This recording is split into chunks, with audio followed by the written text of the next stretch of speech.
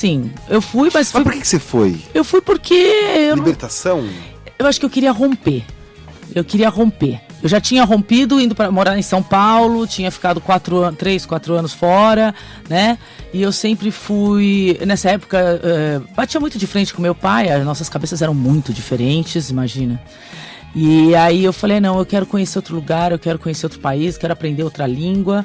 Eu fiz um passaporte, eu não tinha, fiz documentação, não falava nada, só português. Chegou lá, e fui embora. Com a cara e com a coragem. Não, eu fui trabalhar num restaurante, intermédio de um amigo, que tinha uma amiga que fazia lá. Que idade você tinha? Eu tinha 25 na época. Na época a gente amadurecia um pouco mais tarde, né? A molecada hoje tá indo embora mais cedo. Completamente. É outro mundo. E aí eu fiquei 1 ano na Itália, né? Trabalhando em restaurante, coisa e tal. E quando eu voltei, engrenei por esse lado. Fui trabalhar com noite. Deixei a arte de lado e fui trabalhar com noite, não tinha nada a ver com a história. Aí fui trabalhar em discoteca, fui bartender, era bem época de show bar, cara toda pintada, coqueteleira, jogava garrafa, punha fogo no balcão. Então eu nunca fui muito normal. Ai, que bom, gente. Mas a gente gosta de gente assim. Gente, não completamente. sei. Assim, todo mundo sempre me achou. Até pela sua... provavelmente você tinha o instinto de saber o que você queria, mas você não podia exercer isso plenamente, né? Então talvez você estivesse ali esperando o momento disso. Acho que eu não tive coragem naquela época. Né? Mas e aí? Eu fui, aí acabei conhecendo meu marido, casei. Aí... Que é esse bonitão que tá aqui? Deixa eu ver. Ai, gente, ele quer saber da vida dos outros, né? Eu não sei qual foto você viu, mas deve ser. Ai, caramba, sumiu a foto. Não sei. Agora não faço. De barba? É, então é ele mesmo. Sumiu. Eu não sei, depois eu te mostro. Não faço ideia. É ele mesmo. Se é um de barba, é ele. É esse? Sim, é esse mesmo. Olha que bonitão. Deixa eu ver. É esse mesmo. Italiano ele não? Não, brasileiro, santista. E esses são seus filhos? Esses são meus filhos. Jura? Meu menino e minha menina. Gente, que grandes. São 15 e 13. Que lindos. Meu Deus do céu. E aí você... Aí casei. Aí parei de trabalhar, numa época, porque a discoteca era dele. Aí teve um período que eu ainda voltei pra discoteca quando as crianças eram pequenas. Aí depois eu fui pra... Fiquei cuidando das crianças. Aí eu comecei a pintar a casa, né? A sua casa? A minha casa. Um dia ele chegava em casa e falava, o que é isso? Eu tinha pintado uma parede, tava toda diferente. Aí quando as crianças começaram a entrar numa fase de que elas já não precisavam daquela minha atenção diária, que elas já estavam... Que é 8, 9 anos? Que elas já começam a ter uma certa independência. Eu falei, a gente precisa fazer alguma coisa, eu não aguento ficar em casa. Não dá, eu não nasci pra ficar sentada lendo revista. Lá fui eu fazer design de interiores. Vou tentar de novo, né? Aqui em Santos mesmo e tal. Não deu certo. Não curti, não bateu o curso, não bati. Falei, não, vou fazer em São Paulo, vou na Pan-Americana. Aí eu entrei na Pan-Americana, estava tendo exposição dos alunos de terceiro, de formação de artes plásticas. O cheiro da tinta me arrepiou dos pés à cabeça. Sentei na secretaria e me inscrevi em artes plásticas. Do nada. Até que enfim, né? Você foi para um lugar e caiu em outro. Eu fui para fazer designer. E aí fiz artes plásticas. Aqui a gente tá batendo papo hoje com a artista plástica André Araújo. Ela tá contando um pouquinho da sua história e sua saga até chegar àquilo que de fato a fazia feliz. A gente pode resumir isso, né? Pode, claro. Dessa forma. Sim. Chegou no momento que você se inscreveu então na Escola Pan-Americana, foi para ser designer de interiores e chegou na artes plásticas. Fui fazer artes plásticas. Aí no segundo ano, que são 3 anos de formação, apareceu um pessoal de um escritório de arte lá no escritório do meu marido, por outros caminhos que não tem nada a ver com a arte nem comigo, e gostaram de um quadro meu que tinha na parede do escritório dele. E aí a gente acabou entrando em contato e eu, na verdade, fui por hobby para realizar um sonho de estudar alguma coisa técnica daquilo que eu sempre fiz na vida. Porque eu sempre pintei, mesmo não praticando, eu pintava a parede, eu nunca deixei de fazer nada que fosse artesanal, porque eu acho que a arte tá nas telas, a gente tem as obras nos museus, as esculturas, ok, mas eu acho que tudo que a gente faz com as mãos, que a gente faz de diferente, a gente faz arte. Eu sempre pintei as minhas roupas. Jura? Juro. Eu não perco bolsa, eu não perco jaqueta de couro, eu pinto tudo. Até sapato eu transformo. Até quando eu não gosto, eu faço um sapato específico para uma festa, eu mesma vou lá e faço. Então assim, eu sempre tive nunca parei, efetivamente. Só não trabalhava profissionalmente e não pensava a princípio em me tornar, vamos dizer, profissional. E daí pra frente, quando apareceu essa turma na minha vida, o pessoal da Personarte, a Dília e o Alê, que são 2 parceiraços, aí a gente começou a construir uma trajetória profissional. E assim, eu vou te falar, em 1 ano e meio que a gente tá junto, foi um auê. A gente começou a conversar de profissionalismo em fevereiro, em junho em março eles marcaram uma exposição para junho. Onde? Foi no Estúdio Dalmal, em São Paulo. E eu tive 2 meses para preparar todas as telas. Quantas telas eram? Eu preparei para essa exposição 20 telas. 20 telas. As minhas Você acha um telas. número bom? Eu acho, não foram todas, né? Porque a gente tira algumas, foram para exposição, se eu não me engano, em torno de 16, 15, 16. Só que são telas grandes, eu não tinha um ateliê. Gente, em Nesse 2 momento, meses, em lá 2 foi meses, você.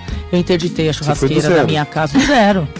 Fui fazer, primeiro a gente faz a linha de trabalho, aí o curador vai escolher qual vai ser. E eu tinha vários trabalhos, porque ainda estava muito fervilhando, eu ainda não tinha um direcionamento exato da onde eu queria ir profissionalmente. E aí, qual era exatamente a linha que eu queria seguir. Então eu fiz umas 3 ou 4 propostas, aí são 2, 3 telas de cada proposta, para daí escolher e daí desenvolver o trabalho para a exposição. E eu interditei a churrasqueira da minha casa e fiquei lá. Meu marido sem churrasco durante 3 meses, e era tinta, forrei tudo, né? E aí eu imergi na churrasqueira da minha casa. Eu pus um aparato na frente da porta, eu falei, ninguém fala nem meu nome. A não ser que a casa estiver pegando fogo, vocês gritam fogo. Fora isso, não me chamem. E eu ficava lá até 3 da manhã, 4 da manhã, pintando.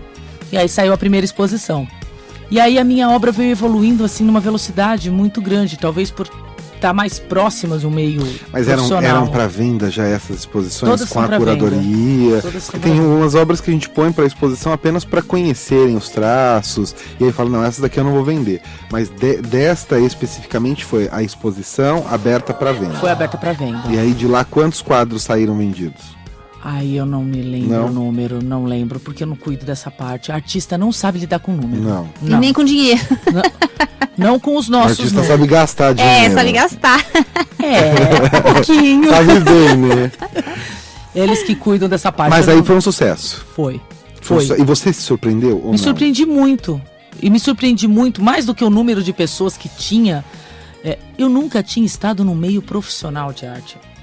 Vamos Jura? deixar claro. A não ser Você um nunca salão. tinha ido em alguma exposição? Eu já tinha ido em exposições, mas assim, exposição de artistas renomados, exposição no MASP, exposição CCBB. Isso aqui é diferente, né? Esse tipo de Pinacoteca, exposição é é diferente, diferente, porque é você- exposição não para compra, muito menos para você conhecer a obra, olhar de perto os E traçados. você já sabe, você já tem a história da pessoa na Sim, tua mão, né? sim. Então isso era, pra mim, foi bem assustador. E assim, quando as pessoas escutar os comentários, sabe? Parar do lado assim e ficar escutando o que as pessoas estavam falando, falar, nossa, as pessoas estão gostando. Que legal, André, né? assim, Que assusta.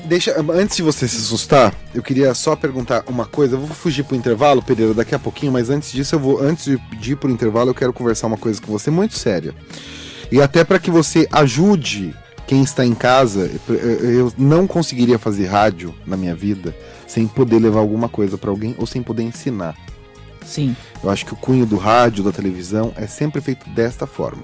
Ou a gente está aqui para ensinar, para mexer e mudar a vida de alguma pessoa, ou então você esquece. Então, graças a Deus, eu penso por esse lado. Quando alguém que não tem conhecimento em arte vai para algum lugar e não vê uma paisagem, ou não vê uns traços, ou às vezes uns borrões de tinta, ou alguma coisa assim, de que forma a pessoa consegue avaliar aquele quadro? Porque tem muita gente que fala, gente, pagou 30 mil reais para essa porcaria. Tem gente que fala isso. Tem. Porque não tem o conhecimento.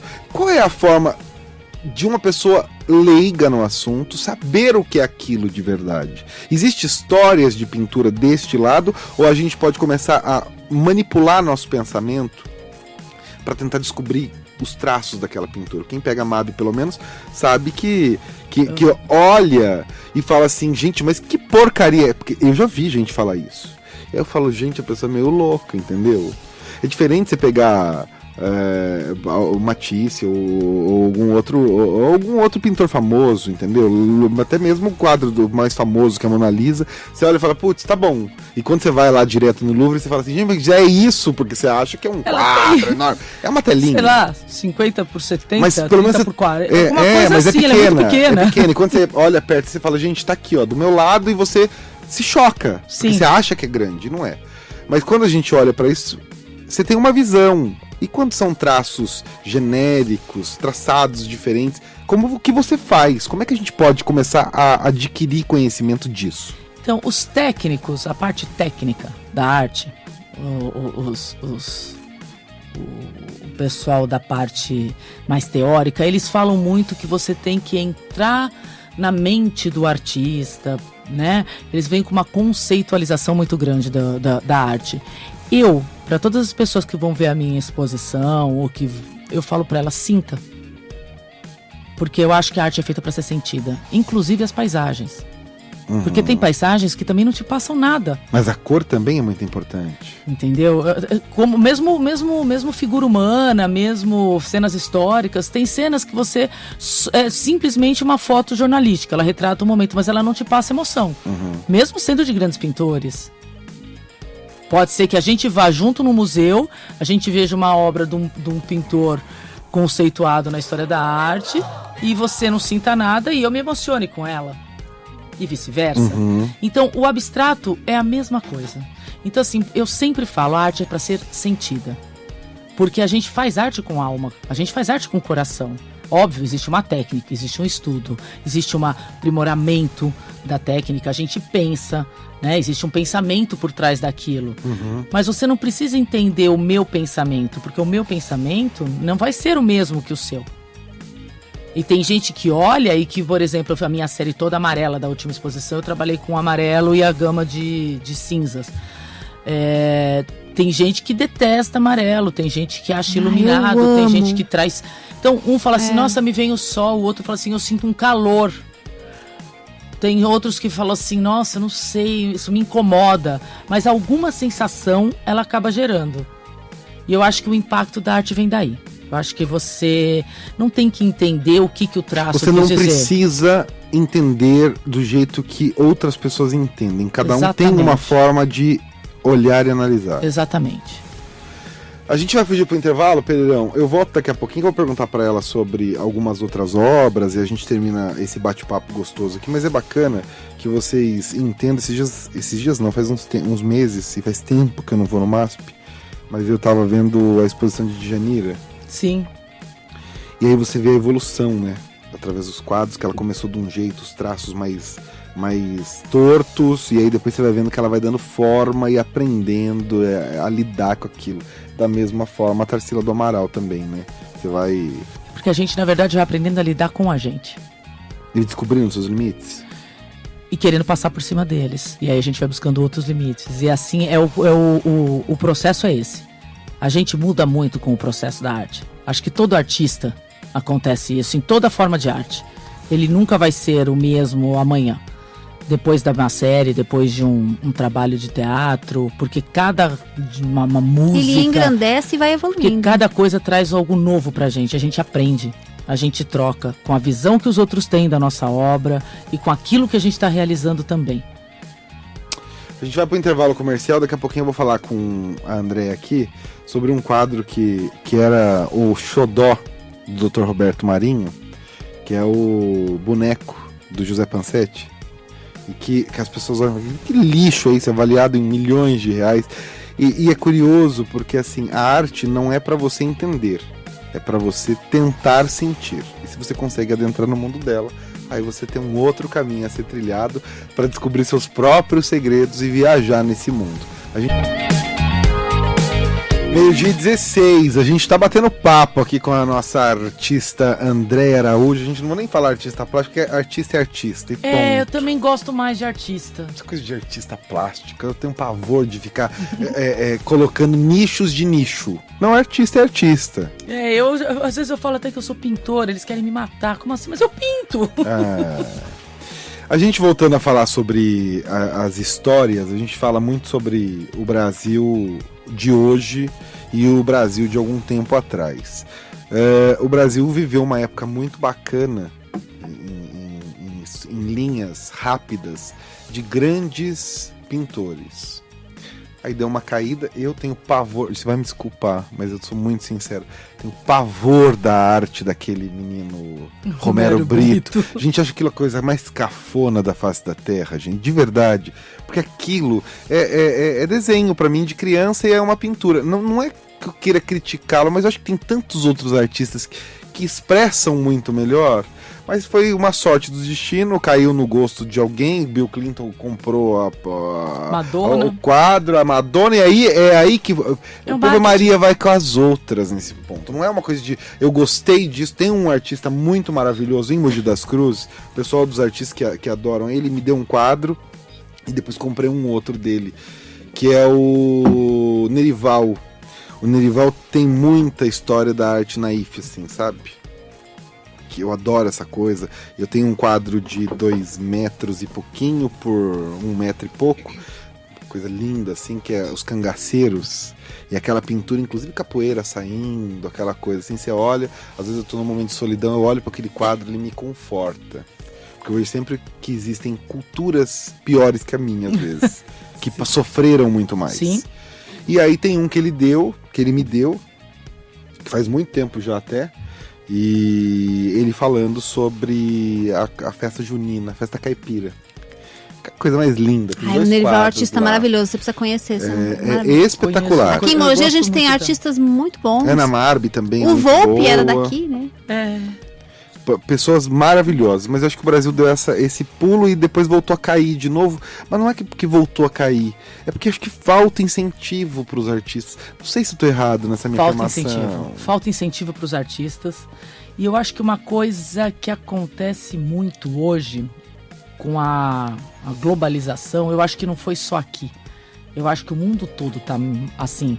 A gente tá tudo, muito qualquer coisa, tudo vale, tudo pode. E eu acho que não tá tendo o que transgredir. E a arte sempre foi transgressão. Sempre foi ruptura. O movimento veio para romper com o que um movimento novo vinha rompendo com o que estava acontecendo. E como hoje tudo pode, você não tem ruptura. Não tem graça, né? É o que está acontecendo com os nossos adolescentes que andam meio perdidos. Completamente. Porque não tem, porque tudo pode, porque tudo fácil, tudo você acessa. Eles não têm que ler Barça para fazer trabalho à mão, né? Dá um Google, gente, e printa. Como era difícil aquela época. Então assim, eu acho que falta incentivo, falta. Tá? Eu acho que em matéria de cultura o Brasil ainda é muito atrasado, em matéria de preservar, em matéria de fazer, de transformar aquilo que a gente tem e de enaltecer o que a gente tem. O Brasil às vezes tem vergonha da sua própria cultura. E a gente tem uma cultura muito baseada em coisa da terra, em artesão, a gente vem dessa cultura. Né? A gente não chegou na corte como tiveram todas as cortes. A nossa corte veio pra cá, mas veio uma parte pequena. Mas André, aí é que eu falo. Eu acho que existem inversões de alguns valores. E eu falo isso porque isso é eu que sou de fora, você tá dentro, é totalmente diferente aquilo que você pensa, mas talvez você possa até concordar comigo. Quando a gente fala, o Brasil parece que tem vergonha da sua cultura, acho que não é vergonha, não. O Brasil não foi ensinado a valorizar seu passado, eu acho isso. A gente sempre olha essa desgraça que ocorreu com o Museu do Rio de Janeiro, você vê o Louvre é a mesma coisa, a igreja, as pessoas todas vão lá e tem incentivo, tem isso, o Brasil não tem nada disso, o único incentivo é roubar, que esses políticos só fazem isso, gente. Então não tem, a gente não, as nossas juventudes ao longo do tempo nunca foram ensinadas a isso. Não, mas me parece que é falta mesmo do que fazer, porque a gente parece que tira do currículo, da grade de ensino, coisas importantes e deixa porcaria. Eu acho que arte e música eram fundamentais, até pelo psicológico. Até para não levar eles pro mundo do crime, porque você viaja de outra forma. Exatamente, eu acho que é fundamental para a formação do ser humano. E você fala disso, a gente sabe que existe modismo no Brasil, né? Não sei se você... Eu vou voltar um pouquinho no tempo, que eu já sou tia véia também, então é dessa forma. Você olha, eu vou dar exemplos recentes, até pra molecada que tá acompanhando em casa, junto com a avó, com a mãe que tá ouvindo aí. Você lembra que em 94, 96, 97, teve o boom do tênis, porque o Gustavo Kirten ganhou o torneio de Roland Garros. Todo mundo fazendo tênis. Blá, blá, blá. Aí acabou, morreu. O tênis hoje já tá embaixo de novo. Já. Aí veio o Neymar. Veio não, mas o futebol é isso. Mas aí eu vou dar um outro exemplo idiota. Eu, quando comecei minha carreira, eu comecei num programa de televisão feminino, que era o Note a Note. Não existia a profissão chefe de cozinha estrelado, nada. Nossa, eu lembro do Note a Note. Nada disso. Nada disso. Existia a cozinheira e a culinarista. Você não colocava lá no GC, na tela lá, fulana de tal, chefe de cozinha. Não, era cozinheira ou professora de culinária. Olha pra você ver que mundo que a gente vive. Máximo, isso, né? Coisa de 20 e poucos anos atrás. Aí o que acontece? Virou uma febre, gastronomia, faculdade caríssima, o diabo a 4, não sei o que, aí todo mundo, porque minha cozinha é mais francesa, porque eu gosto da cozinha italiana, e esquece que o Brasil tem cupuaçu, açaí, que são coisas da nossa gastronomia, o norte, nordeste, o sul tem coisas maravilhosas, que o brasileiro próprio não valoriza, e que quando o estrangeiro chega, ele fica encantado com essa riqueza de gastronomia. São coisas nossas exclusivas e a gente não aprecia. Então quando você fala disso, é a mesma forma pro artista. É geral, é em todos os sentidos. O brasileiro, o brasileiro a gente acaba se diminuindo ou valorizando mais o que é de fora do que o que tá aqui. Agora começou a modinha do vinho. O sul do Brasil tem produzido bastante vinhos excelentes. Pergunta se o brasileiro gosta. Não, eu não quero essa porcaria. Chileno, que é o californiano. Eu não quero essa porcaria. Olha pra você ver que preconceito idiota. Eu tenho alguns vinhos brasileiros em casa muito bons. Não, são maravilhosos. Hoje em dia o Brasil mudou muito. Até porque o que acontece? Eles vêm de fora, trazem grandes mestres, enólogos, para cultivar a terra, para dar o terroir correto. Então tem tanta coisinha que a gente fala, a gente é muito provinciano. De uma maneira geral, a gente precisa aprender a valorizar o que é nosso, mas é isso. Né? Exato, mas não importa a forma como a arte veio parar. Mas a gente vai morrer e não vai ver isso então, André. Será? A gente não vai. Ai, gente. Porque se você for lá atrás, por exemplo, eu tive em Paris, fui fazer um mês de intercâmbio cultural, estudar francês, que eu adoro estudar línguas, e eu fui visitar no Vale do Loire os castelos e tal. E o rei foi buscar Leonardo da Vinci na Itália também, porque ele queria, na França, aquilo que estava acontecendo na Itália, porque a Itália estava despontando em matéria de design, de coisa, e ele queria ter aquilo para ele. Então, assim, de certa forma, é o que a gente faz hoje, vai buscar o que tem lá fora para tentar aprender aqui. Agora, o que a gente precisa é desenvolver um caminho para que isso coloque o nosso dentro. A gente não pode perder a nossa nacionalidade, o nosso nacionalismo. Sim. Entendeu? E pegar a técnica que vem da França, da Itália. E aí a gente vai pôr a jabuticaba, o cupuaçu, o açaí e tantas outras, o cacau e tantas outras coisas. Tem alguns chefes já despontando, é que as pessoas ainda são um pouco reticentes para experimentar algumas coisas, né? Mas tem preconceito, né? É preconceito. Mas eu acho que a gente vai passar por cima disso. Eu acho que a gente tem muita chance. Você parte pro lado do lado abstrato e da contemporaneidade. Sim. Como é que você escolhe para começar um trabalho? Inspiração somente ou você vai do jeito que vai? Depende do trabalho que eu estou fazendo. Às vezes eu saio de um pensamento, tá? Algo que está me incomodando, sobre o que eu estou pensando, né? Porque os artistas acabam sendo grandes pensadores, né? A gente vive se questionando de várias coisas. Acho que o ser humano, de uma forma geral, talvez os artistas de uma maneira diferente. Que nem a Fluxo foi muito por aí. A gente conversando muito da mudança que estava tendo, a minha pincelada, da mudança que estava tendo o meu trabalho, o aprimoramento do trabalho, e eu fui analisando as primeiras telas, e dali eu fui vendo, não, isso precisa direcionar mais assim, e ela foi ganhando o corpo dessa forma. Então foi uma linha de pensamento que desenvolveu o traço. Uhum. Uma outra coisa que eu ia perguntar para você como é que a gente precifica a arte? Não sei, não sou eu que faço o preço. Não, mas estou te perguntando, com relação a olhar um quadro, a arte é aquilo que cabe no nosso bolso ou é aquilo que a gente faz um esforço e guardar um dinheirinho para ter aquilo e aquilo nos fazer bem? Como é que você vê esse lado? Porque a arte tem muita relação com dinheiro às vezes. tudo não deixa de ser, você pinta. São perguntas Pra difíceis, vender. mas eu tenho que fazer pra você, Não tem não adianta. problema. Você pinta pra vender. Uhum. Porque assim, o teu sonho tá dentro da casa de uma pessoa. Alguém tá olhando a sua arte todo dia, acordar e falar, olha, ela, bom dia. Me inspirou hoje, que legal. Né?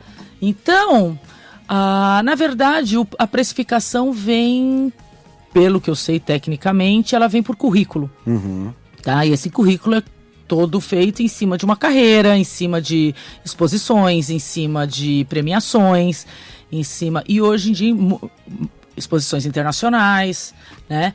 E aí existe todo um trabalho de marketing, como qualquer outra profissão. André, existe o processo inverso, ou seja, você criar para uma determinada exposição, falar, não, eu tenho que produzir X quadros para essa exposição porque eu vou ganhar X. Existe isso? Financeiramente, Sim. não. Não. Porque você pode produzir X quadros para exposição, mas você não sabe se você vai ganhar X. Hoje, né? Por exemplo, você pegar uma exposição, X quadros do Picasso e você puser todos à venda, você sabe que vai vender. Todos, né?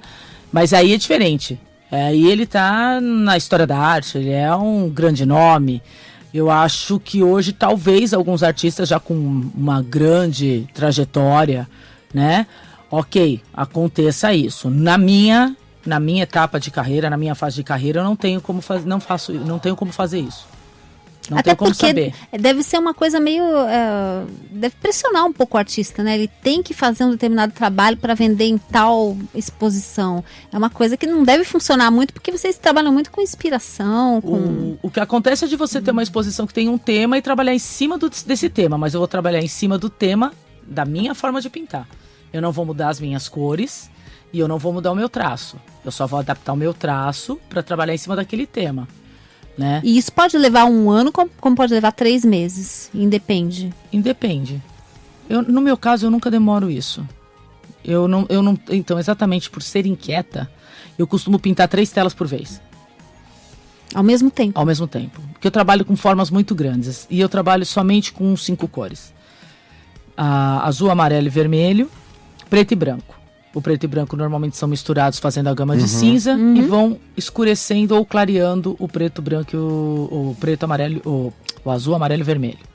Então, normalmente eu trabalho com preto e branco e uma cor. A minha linha de trabalho é essa. Sempre foi, porque eu gosto da contraposição do claro e escuro. Então eu uso essa contraposição, o contraste do vermelho com preto, do vermelho com cinza bem clarinho, ou amarelo com preto. Eu sempre estou nessa colocação de 2 cores e contrastantes. Então eu vou trabalhar em cima disso na temática do que está sendo proposto para exposição, ou para salão, ou para concurso, mas em cima da minha linha de trabalho. A gente vai finalizar nosso papo aqui, que tem muita coisa. Já a gente passa as páginas e o Instagram da nossa artista pra gente bater papo e vocês conhecerem um pouquinho mais do trabalho dela, mas eu gosto muito de voltar à história de algumas coisas. Eu mostrei um pouco antes da gente sair do último bloco, esse quadro eu vi pessoalmente, que é o boneco do José Pansetti, e uma época que ele tava muito em briga, e eu perguntei pra nossa Andréa, que é a nossa artista, e ela pegou e falou assim, nossa, são quadros com traços sombrios, e o artista remonta essas coisas, né? Sim. Na hora de expressar Sim. a sua visão sobre sua arte. Então o Pansetti fez esse quadro quem comprou foi o Dr. Roberto Marinho, isso na década de 50, 60 mais ou menos. E ficou com ele até o fim da vida. E esse foi o quadro preferido dele. Eu acho que esse quadro tá naquele... Na casa Roberto Marinho, não tá? Eu tive lá numa imersão no Rio de Janeiro. E ele teve uma pinacoteca em casa, porque Sim, a quantidade são de obras de arte, obras e ele dele. tinha muito contato com os artistas, os contemporâneos da época, né? Sim. E que ele comprava, arrematava e negociava diretamente, que quadro hoje valem milhões.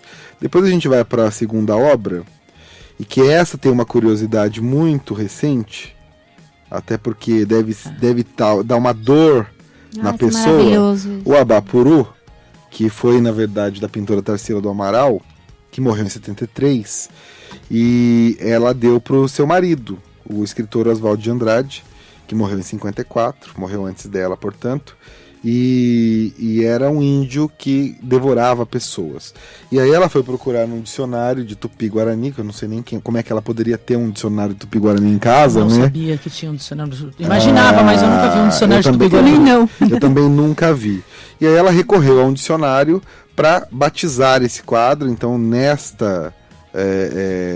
nesse batismo do nome desse quadro, ela recorrendo a esse velho dicionário de Tupi-Guarani, ela encontrou as palavras abá e poru. Então, é homem que come, na verdade. Então, abá é homem e poru é que come. E ela batizou. Então, a história é rápida, só para vocês saberem aí. E é por isso que eu falo sobre... A gente finalizou com dinheiro, né? E no fim de 29... O marido dela separou dela, né? Claro, o Oswald. E na hora da divisão dos bens, a pintora ofereceu ao poeta sua coleção, uma obra que estava sendo valorizada na época. E o quadro Enigma, de George de Chirico. E ficou, e fez essa troca com ele, então acabou deixando aí. Em 1928, foi para a primeira exposição em Paris. Depois ele voltou a ser exibido nas terras cariocas. Em 50 foi exibido no Museu da Arte Moderna, no MAM, aqui de São Paulo. Aí participaram de outras 2 bienais. A história é longa, tá, gente? Só pra gente ir chegando ao contexto. Em 69, 50 anos de Tarsila, teve essa obra maravilhosa. E nos anos 60, Tarsila vendeu o quadro para o colecionador Pietro Maria Bardi. Para quem não sabe, foi um dos fundadores do MASP. Que também não deu muito valor para a obra e acabou fazendo o quê? Preferiu fazer dinheiro e vendeu para um colecionador chamado Érico Stickel. E que em 84 o galerista Raul Forbes comprou o quadro por $250 mil. Só que acabou se enrolando em dívidas e aí ele fez dinheiro. Quando foi para mandar para casa de leilão Christie's em Nova York, o quadro foi arrematado pelo empresário argentino Eduardo Constantini por $1.350.000.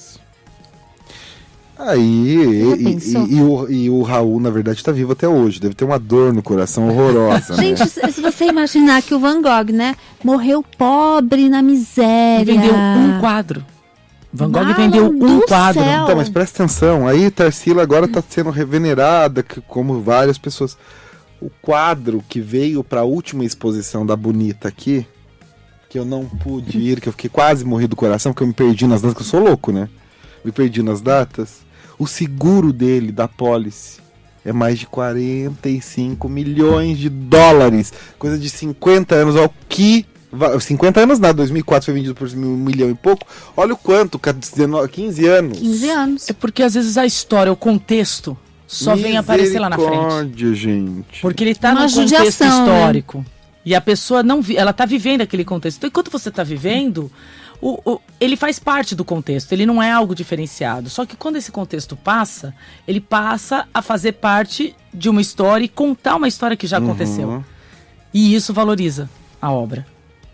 Bom, hoje vale mais de $70 milhões esse quadro. Nossa, e continua com o argentino? Ele não vai vender. Nunca mais. Não, tá com ele. Ele não vende mais. Esse aí só a família, se um dia... Se ele morrer, né? É. Porque aí desfaz. Mas engraçado, né, Max? Estava falando do Roberto Marinho e os comunicadores em geral, eles eram grandes apreciadores da arte, né? Porque eu me lembro que eu trabalhei no Grupo Manchete, o Adolfo Bloch também era um que tinha várias obras de arte lá no Rio de Janeiro. Inclusive, os prédios que ele criou, que eram a sucursal a matriz da revista no Rio de Janeiro e da revista e da TV em São Paulo, eram obras do Niemeyer.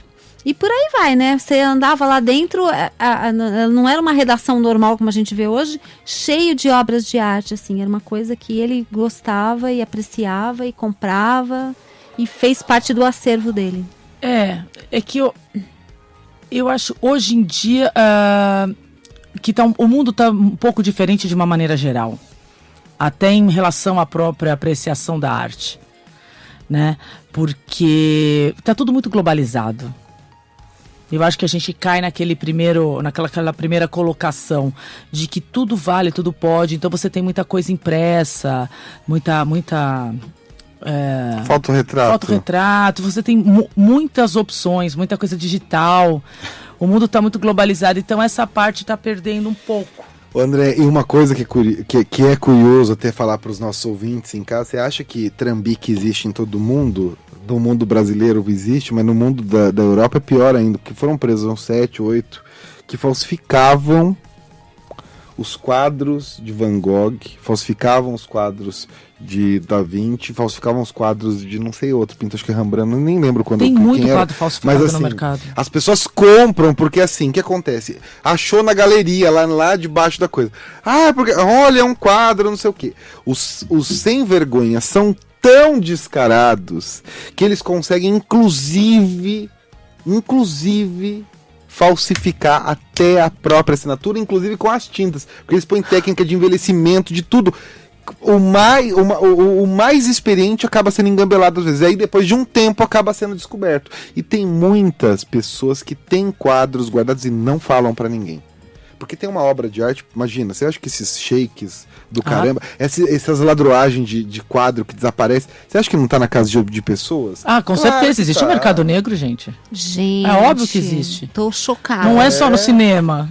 Exatamente, não é só na casa de papel. Verdade. É de verdade, gente. Claro que tem. E eles são cada vez mais profissionais em falsificação, então assim, você vê que hoje em dia existe uma obra, você falou dos comunicadores, tem muitos comunicadores que também não querem nem saber, tipo o Silvio Santos, eu não vejo nenhuma obra de arte na vida dele, entendeu? Porque na verdade depende muito da criação, da forma com que se dá o dinheiro. Se você é muito tem escorpião no bolso, né? Tem outros que não, tem outros que pagam e tem o prazer daquilo estar fazendo parte do seu acervo. Eu acho que acho que também vem um pouco da parte cultural.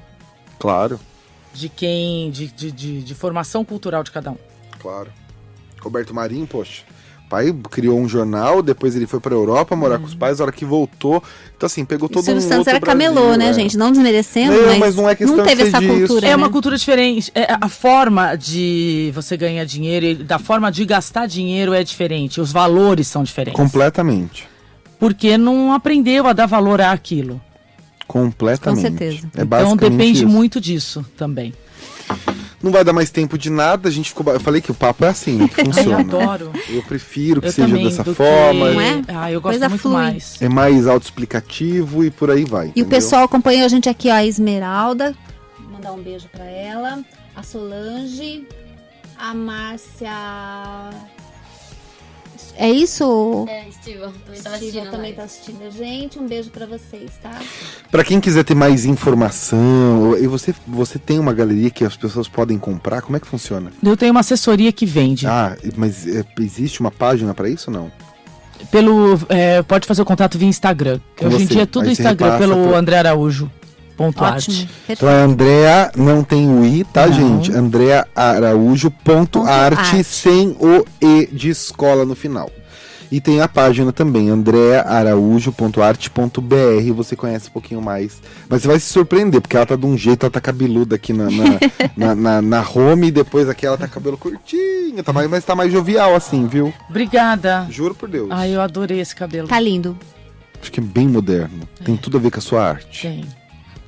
Um beijo pra você, obrigado por ter vindo e compartilhado conhecimento com a gente. Obrigada, Andréa. Queremos você de novo aqui, em outras vezes. Pode deixar.